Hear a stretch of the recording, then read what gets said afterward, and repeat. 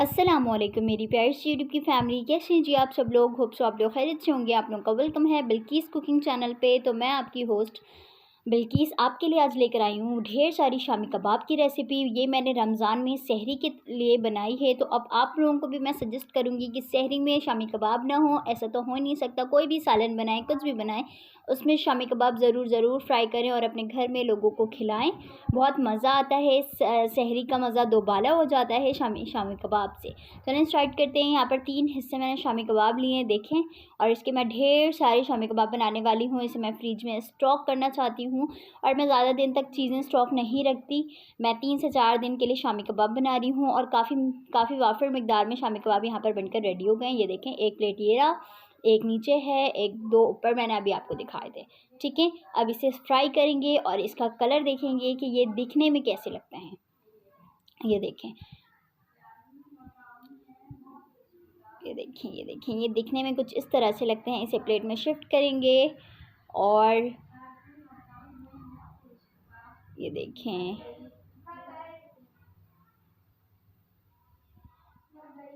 ये लास्ट और ये अब फाइनल लुक मैं आपको दिखा रही हूँ शामी कबाब का। बहुत ही ज़्यादा मज़ेदार लग रहे हैं। तो कौन कौन इस शामी कबाब को नहीं बनाना चाहेगा। मेरे ख्याल में बहुत सारे लोग जो हैं वो देखते ही फ्लैट हो गए होंगे कि मुझे शामी कबाब ही अपने सहरी में बनाना है। तो आज मैं आपको तरीका बताती हूँ। चलें स्टार्ट करते हैं। शामी कबाब बनाने के लिए हमें किन किन चीज़ों की पहले ज़रूरत होगी वो देख लेते हैं। यहाँ पर मैंने ली है 1 कप के करीब खिचड़ी की दाल, क्योंकि मेरे पास खिचड़ी की दाल मौजूद है तो मैंने वो ले लिया है। साथ में मैंने इसमें चिकन के क्यूब्स ऐड किए हैं, बहुत सारे, 3 पाव के करीब चिकन है मेरे पास। उसमें मैं बना रही हूँ ढेर सारे शामी कबाब। यहाँ पर 1.5 टीस्पून मैंने अदरक लहसुन का पेस्ट ऐड किया है।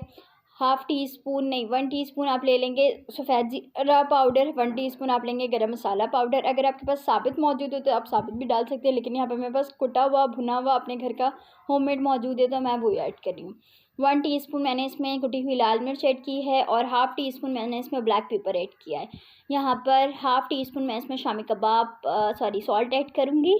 शामी कबाब बोलते हुए ना वही दिमाग में चल रहा है। और यहाँ पर कटे हुए प्याज आपने इसमें ऐड कर देने हैं और यहाँ हरी मिर्चें चली जाएंगी 5 से 6। बस इसे ढक देते हैं। पानी ऐड करने के बाद आधी देगची आपने पानी इसमें ऐड करनी है, क्योंकि दाल को गलने में थोड़ा सा वो लगता है, टाइम लगता है। और 1/2 आवर एंड 15 मिनट्स आपने इसे बनाना है और आधे घंटे 15 मिनट में ये बिल्कुल रेडी हो जाते हैं। मैं आपको इसका टेक्सचर दिखाती हूँ। थोड़ा सा पानी इसमें रह गया है अभी और इसमें थोड़ी सी भुनाई आपने करनी है। दैन फिर ये आपका बनकर रेडी हो जाएगा, बिल्कुल खुश्क दाल और खुश्क गोश्त बिल्कुल। और मैं यहाँ पर आपको चिकन के शामी कबाब बनाना सिखा रही हूँ, क्योंकि चिकन की शामी कबाब जो होते हैं ना वो जल्दी बन जाते हैं। बीफ में आपको थोड़ा सा उसकी कीमे को बनाने में थोड़ा सा टाइम लगता है, तो इसलिए वो थोड़ा सा टाइम टेकन है। तो यहाँ पे इस वजह से मैंने आपको चिकन से सिखाया है। अगर आप बीफ से बनाना चाहते हैं तो आप बना सकते हैं। बस आप टेंडराइजिंग की टाइमिंग जो है वो थोड़ी सी कम कर लीजिएगा, ज़्यादा कर लीजिएगा, सॉरी।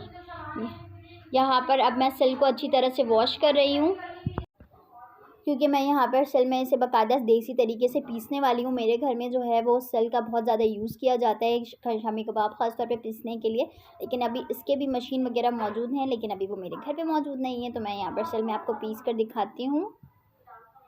थोड़ा सा टाइम टेकन है लेकिन हो जाता है। सिल को पहले अच्छी तरह से मैंने वॉश किया है। हर चीज़ जो भी यूज़ करें खाने पकाने की चीज़ों में, उनको सबसे पहले आप वॉश किया करें।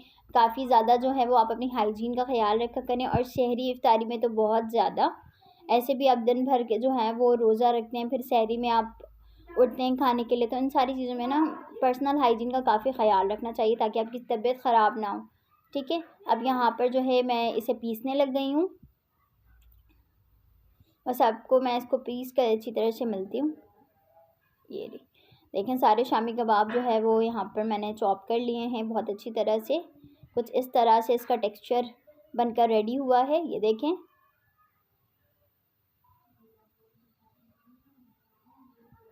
यहाँ पर ग्रीन मसाला मैं ऐड करूँगी। हरा धनिया मैंने ऐड किया है 5 से 6 टीस्पून। इसे मैं अच्छी तरह से मिक्स कर लूँगी। और पुदीना भी मैंने इसमें ऐड किया है 2 टीस्पून के करीब। ठीक है, अब रेड चिली पाउडर मैं इसमें 2 टीस्पून इसमें ऐड करूँगी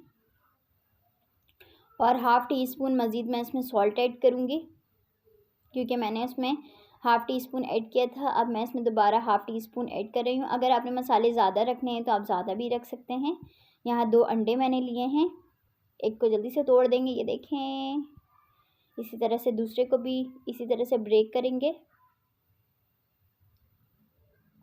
अब बस इसे अच्छी तरह से मिक्स कर लें।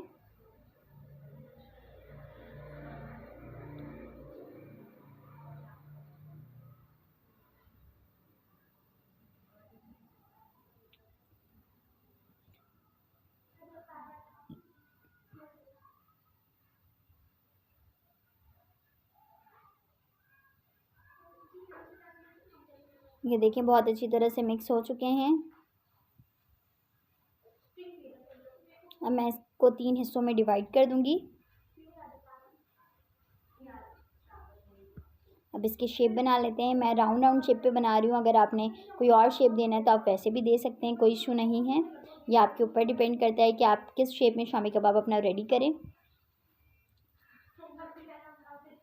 बहुत टाइम टेकिंग तो था ये बनाने में, क्योंकि मैंने इसे सिल में पीसा था, तो थोड़ा सा ये टाइम टेकिंग है। अगर आप इसे डिफरेंट तरह से डिफरेंट मशीन में पीसना चाहते हैं तो वो भी कर सकते हैं, लेकिन यहाँ पर मैंने सिल में पीसा है तो मुझे थोड़ा सा टाइम लगा है। बाकी तो बहुत इजी रेसिपी है और बहुत मज़ेदार है। शामी कबाब सबको बेहद पसंद है, मुझे पता है, क्योंकि शामी कबाब एक ऐसी रेसिपी है जो हर बच्चे को भी बहुत ज़्यादा पसंद है और हर बड़े को भी बहुत ज़्यादा पसंद है। और इस तरह से आप स्टॉक करके अपने बच्चों के लिए भी रख सकते हैं। इसे आपने 3 से 4 प्लेट जो है वो मैं आपको बनाकर दिखाती हूँ। इस तरह से 1 प्लेट, ये नीचे मैंने 1 प्लेट रखा है वो, और यहाँ पर 2 से 3 प्लेट मेरे पास है। अब आप इसको क्या करना है, अच्छी तरह से फ्रीज़ कर लेना है। बिल्कुल फ्रीज़ करने के बाद और इसे आप क्या कर लें, ज़िप लॉक बैग में जो है वो डाल दें, या फिर आपने फ्राई करना है तो आप फ्राई कर लें। क्योंकि मैं ज़्यादातर स्टॉक की बात मैं इस वजह से नहीं करती, क्योंकि मैं ख़ुद स्टॉक की चीज़ें नहीं खाती हूँ।